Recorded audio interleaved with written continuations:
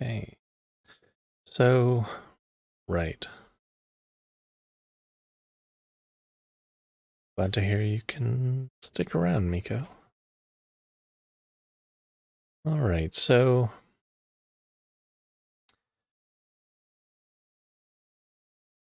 a lot of discussion is out there going on about Kyle Rittenhouse.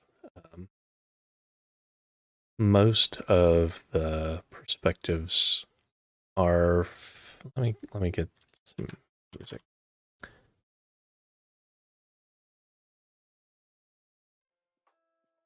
Most of the perspectives and most of the discussions surrounding it are basically just limited to proving or arguing um, guilt or innocence, which I think kind of misses the mark. Um, so I wanted to talk a little bit about the abolitionist perspective. So,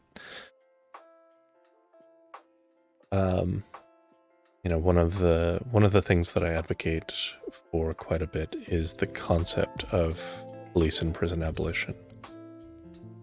And I think this is a very useful illustrative case to understand not only the need for that better, but what that might look like. So I want to start with kind of looking at not the defenses themselves of Kyle Rittenhouse, but more the motivation behind them, which there's a lot of subtext in what people say.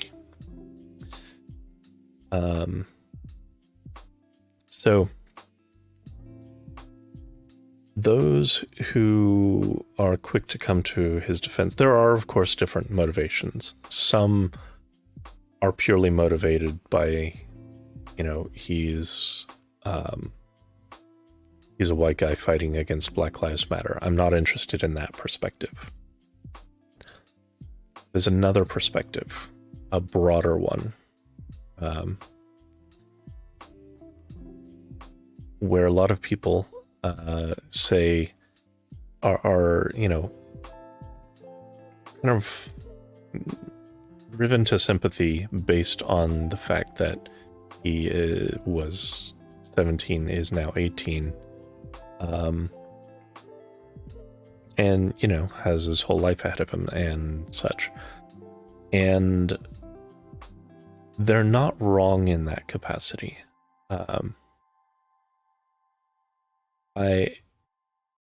It's the problem really is that same sympathy is not extended to non-white men typically, because those sympathies for a lot of people are extended only to people they consider part of their tribe. But aside from that, there is that question mark. Who is actually...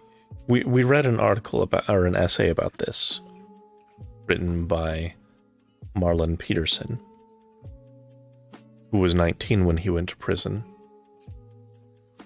And he put the question out there of who was actually healed by him spending over a decade, I think it was, in prison.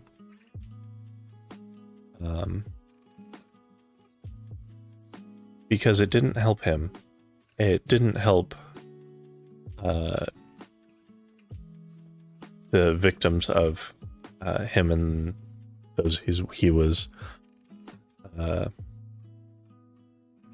hanging with. It was basically a shoplifting incident that resulted in someone getting killed. And in this case, like with Rittenhouse, yes, our current justice system, the only thing it can prescribe is basically, if found guilty, locking him up for decades to life. But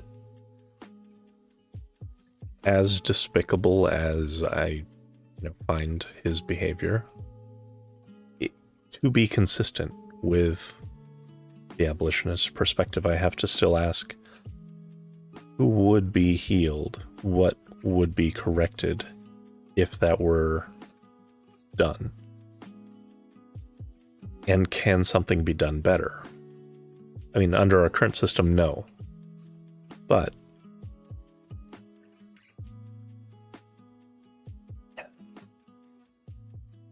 which brings me to the second point, which has been stewing on my mind quite a bit.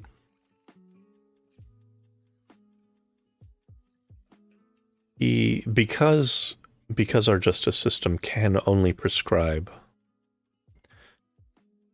punitive measures, because it is not focused on reconciliation,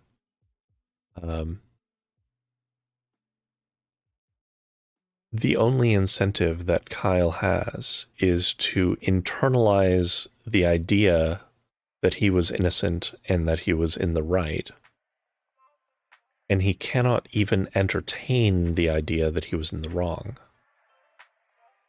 There is no room for admission of guilt in a punitive system. There's no reason to ever admit guilt and to try and learn from that under a punitive system. Under a restorative justice system, no, you can't ever make up for a life lost, but you could try and center actually helping someone who was in a toxic ideology come out of that. You could put them through, like, in a Norwegian jail system where they could be socialized in a more positive direction, and where they could actually reflect on and internalize that what they had done was actually wrong and should not be internally justified.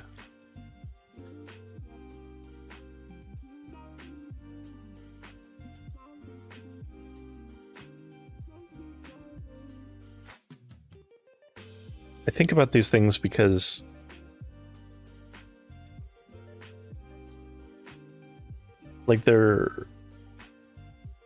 these are all kind of central to the problem. Right. Right, Andrew. And that's kind of, in my view, a symptom of the justice system.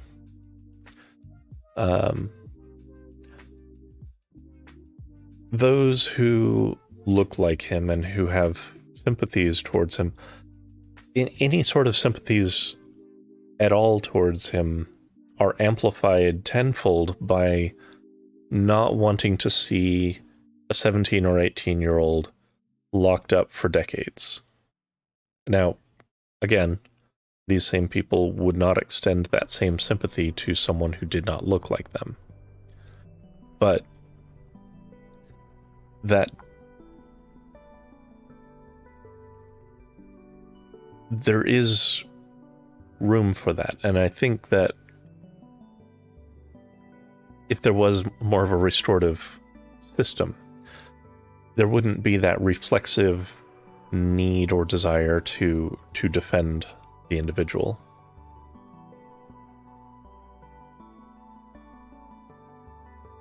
Yeah, it should. The trouble is the way that our trials are set up, though. So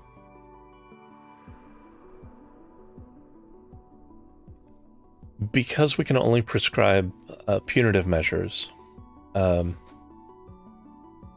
only thing that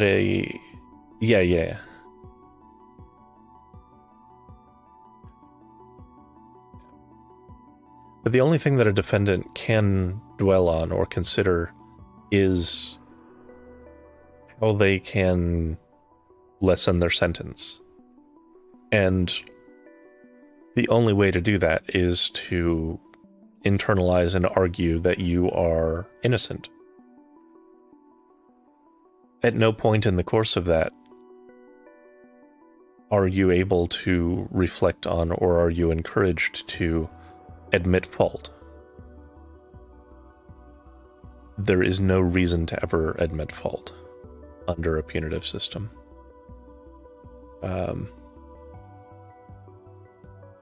Right. Exactly. And that's been the main thing that's been rolling around in my head as I've watched not only the trial, but the discussions around the trial in particular. Like, on the one hand,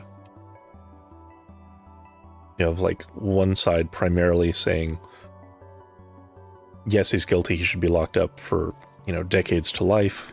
You have the other side that's arguing. Some are trying to argue on technicalities, some are just literally just saying, look, he's too young, he's got his whole life ahead of him, and we should be at least lax in sentencing. And nobody's asking where in this sentencing is actually trying to help not only Kyle, but also to help his victims. Because even if he is locked up, what does that actually do besides maybe a primal sense of vengeance for the families of his victims? Like, there's no restitution made, there's no amends made, there's no healing. Yeah.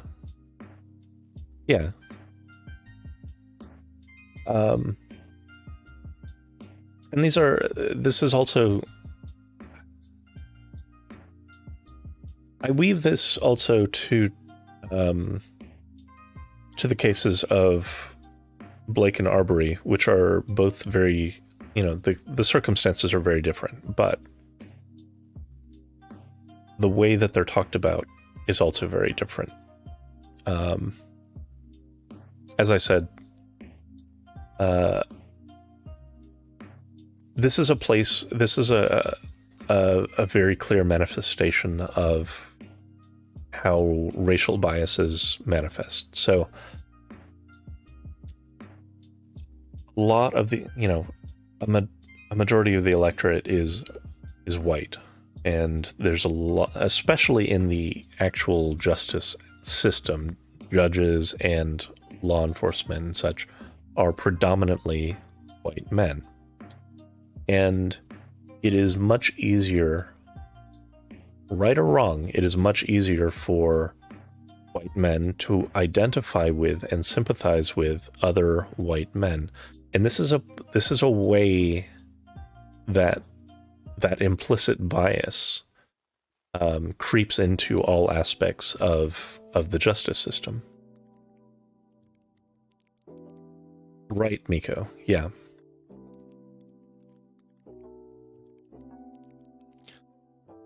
Yeah, there is definitely some overlap there as well.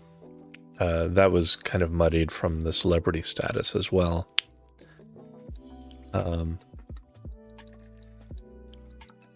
But like with the case of Jacob Blake, this is an individual.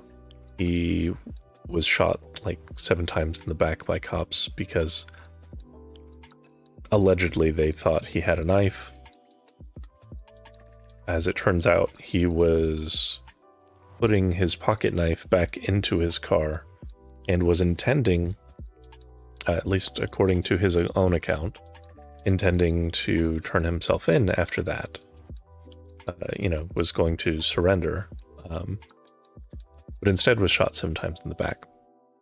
And a lot of these discussions, a lot of these same people who microanalyze the footage to try and defend Kyle, because they can't identify with Jacob Blake, they microanalyze that video footage and try and justify the cops' actions.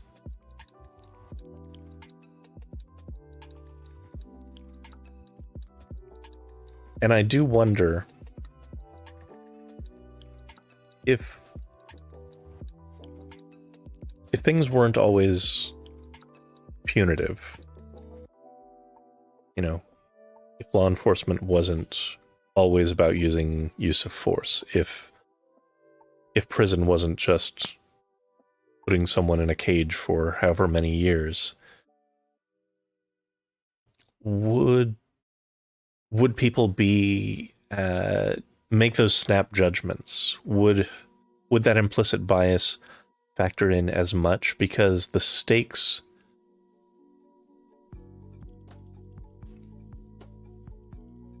would be different. I think there would be a lot more room for people to actively want to understand the truth of a situation and the motivations or what have you of an accused person, if the remedy would instead be focused on actual restorative justice. Exactly, yeah. Yeah, and it's not just Japan, but yeah, that is definitely there. There's a lot of police forces which are much more focused on de-escalating.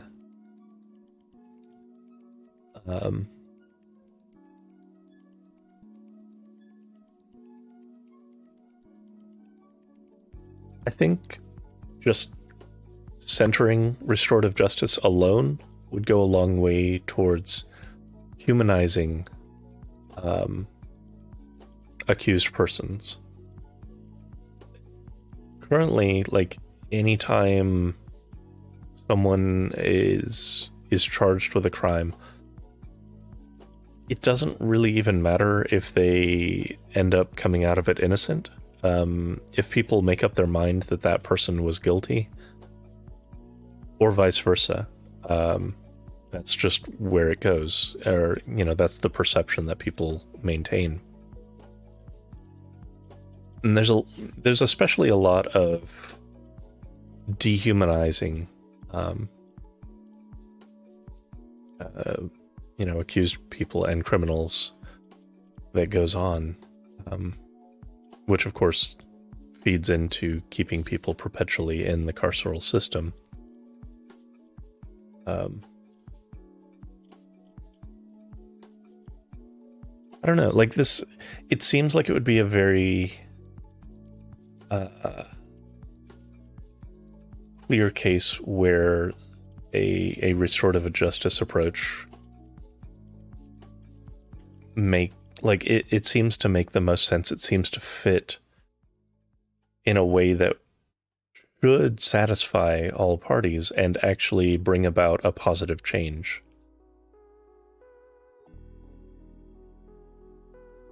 Instead, the only two outcomes that we have are putting this individual away for who knows how long, or letting him walk and basically telegraphing that it's open season on protesters. There's not a productive in between there.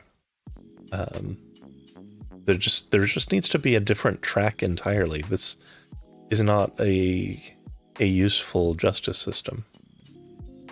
I can't perceive any good that comes of any of this. And again, that's not in defense of his actions at all. It's just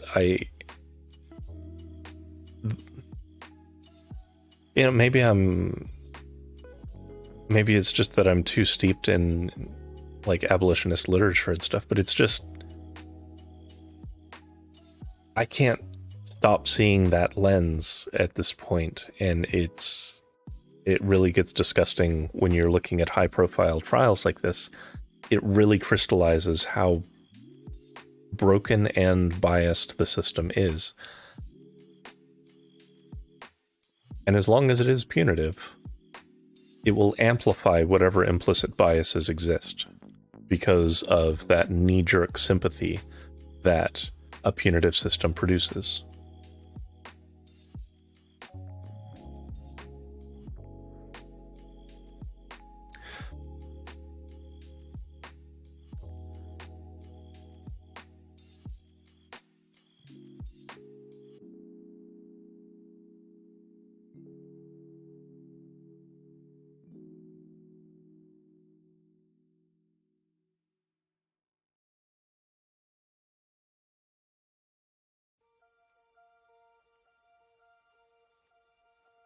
I wanted to revisit this this article by Marlon Peterson. He lists out a few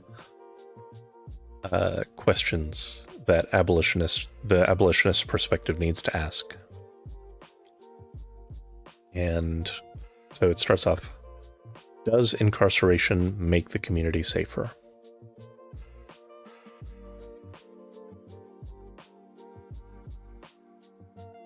America has the highest incarceration rate of any modern nation. We also have some of the worst crime. So, no. Will a prison cell address the hurt, loss, and sense of insecurity felt by the real victims of the headline, the people harmed, in his writing, by Marlon and his co-defendants, in this instance, the people harmed by Kyle Rittenhouse? Will a prison cell address the hurt, loss, and sense of insecurity felt by the real victims, the people harmed by Kyle Rittenhouse? I can't speak for them, but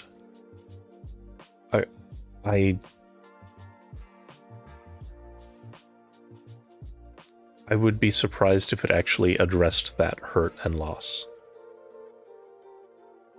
Again, it might provide some primal catharsis through, a sense of vengeance or some semblance of justice being done, but it wouldn't actually assuage any hurt.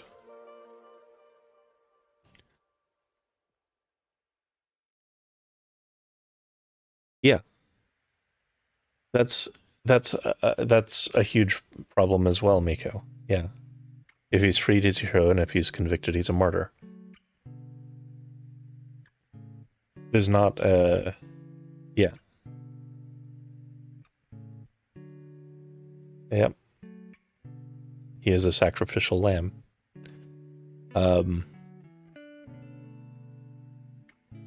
And like in a restorative justice system, it wouldn't be martyrdom for him to go into a rehabilitative type jail situation.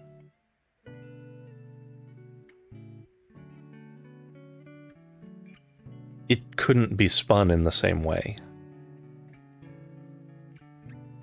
They could try, but it would just ring hollow, especially if, again, ideally under this system, he would be able to admit fault. Like, that would undercut any sort of martyrdom that people would want to raise him up on.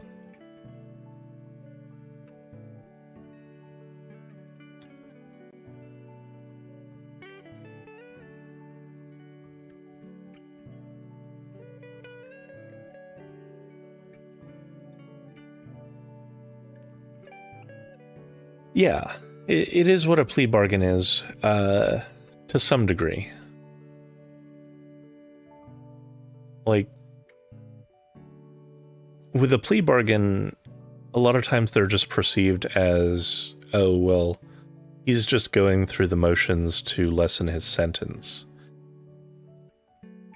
Under the restorative justice type system, I think it would come across as much more genuine. Because it wouldn't, like, be coerced, if that makes sense. Like, plea bargains are inherently coercive. You're dangling years of someone's life out to them to sign a piece of paper saying, yeah, I did it. But saying, yeah, I did it doesn't translate to, I understand that it was wrong, and I've come to a new way of thinking and a more positive way of thinking.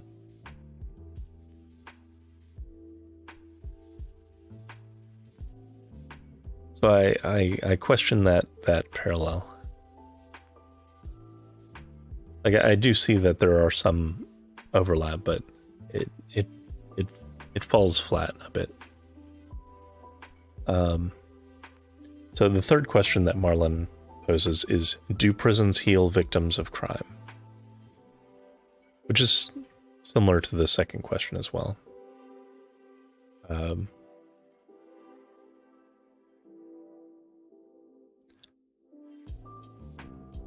Fourth is, do prisons address the root causes of crime-generative factors of working class, black people, brown people, indigenous people, Asian Pacific Islander people, and poor whites? Marlon, who is black, recognized that poor white people are driven to crime very often. And yeah, that is something that we're seeing here as well. Kyle does have crime generative factors pushing him towards that. A lot of that is propaganda. But a lot of it is, like, he was driven, and, you know, a lot of these people are driven by fundamentally a sense of insecurity. And it's a type of insecurity, and I'm not saying that like masculinity, I'm saying people are on edge about their life. Everything's kind of fucked right now for everyone. It's fucked for you know, marginalized groups more than the rest, but unless you are in the capitalist class, you really don't feel a sense of stability. Right. Crime factors, yeah, do impact all demographics, just not equally. Exactly. And so if you are feeling that way, like this,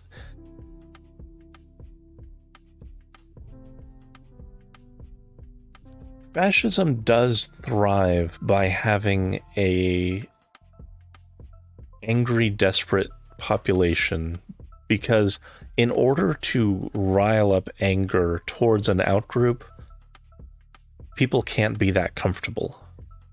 You're not going to get a hate group whipped up as an angry mob if they're actually stable and well taken care of.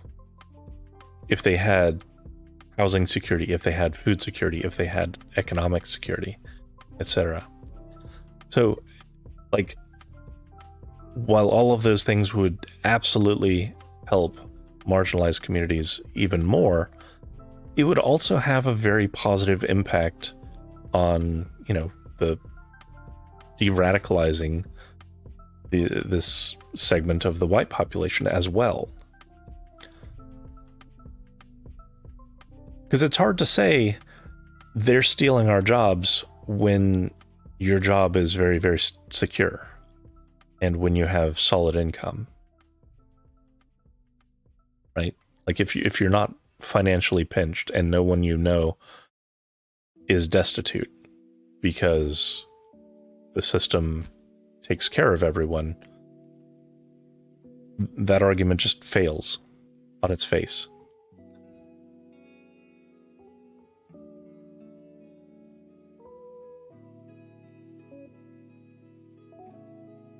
And then, even following causation back further, like, what was that protest? The protest literally was in response to, hey, Garlic, that protest, causality-wise, was in response to the shooting of Jacob Blake there, which is just following a long litany of police violence. But, you know, if that wasn't happening, people wouldn't have been protesting, ergo, people would not have been counter-protesting or, you know, militia patrolling.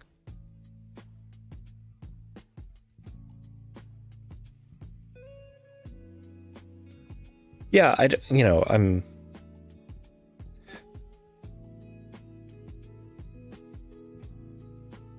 talk about these things more to understand kind of a goal to work towards and a useful lens to analyze things through. I know that it's idealistic thinking, but there's a place for idealistic thinking.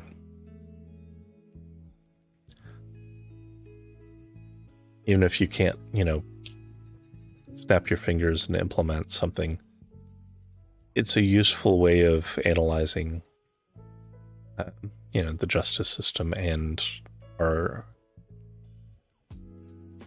how completely broken our capitalist system is, and to find things that can be advocated for.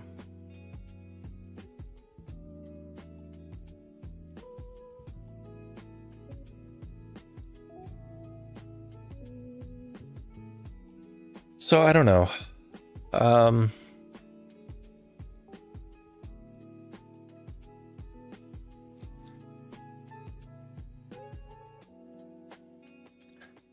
That's kind of just my rambling thoughts. It's not really a perspective that I think is getting enough air. Right. Yeah. Healthcare, education, housing, food. People should be able to feel secure in existing, no matter who they are.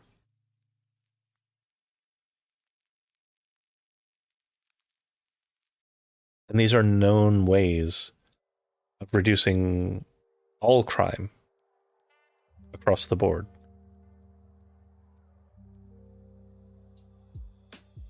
Keep them poor, keep them stupid, easy to take over. Yeah, I mean, that's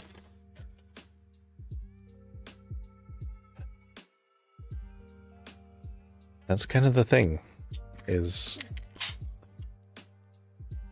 the only reason to keep people down like that is if you are trying to maintain kind of a de facto slave population.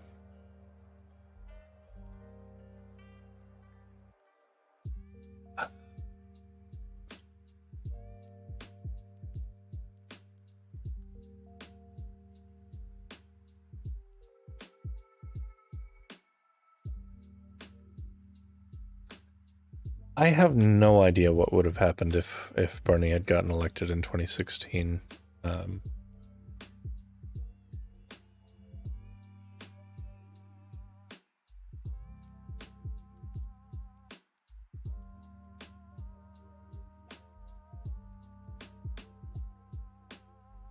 kind of hard. It's very difficult to play alternative history, but I have a weird feeling that lack of political engagement would have remained extremely high. Neoliberalism would not be questioned nearly as much as it is at the moment. I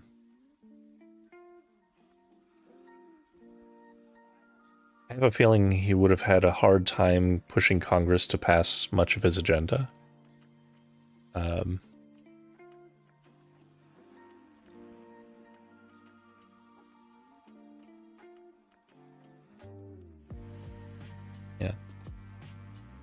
Yeah, I like to think so, Garlic.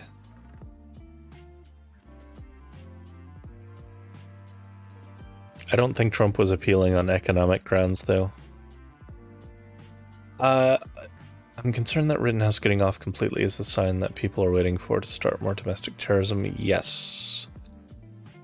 I do believe that that is a very real possibility.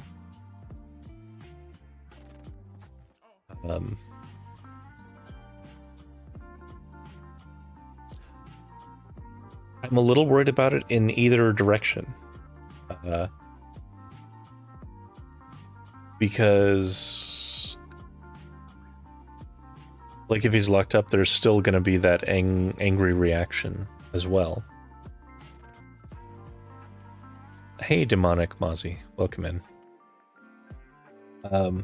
But yeah, if he's totally acquitted, then it basically is telegraphing that as long as you can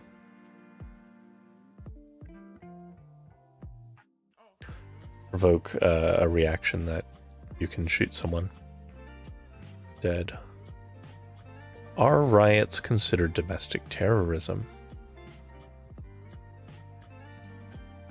By who?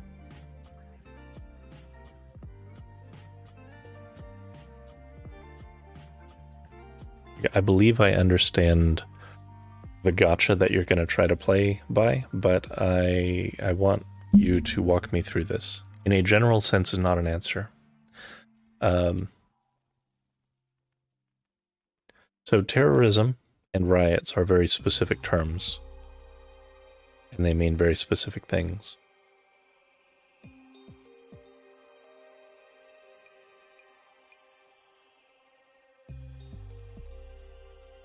So I'm curious who you are wanting to classify these things.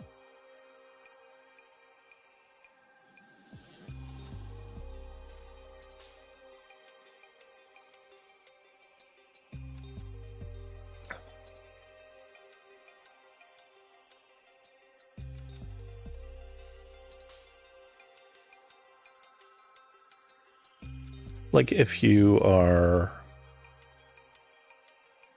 asking someone like DeSantis, he would love to classify all protests as riots and all riots as terrorism. And he's been trying to adjust legal terminology to be able to do that. These are legal terms, and they are wielded by law enforcement. I know on the media, they like to throw them around like they're a subjective thing. And like, it's all up to opinions and stuff. But they're not.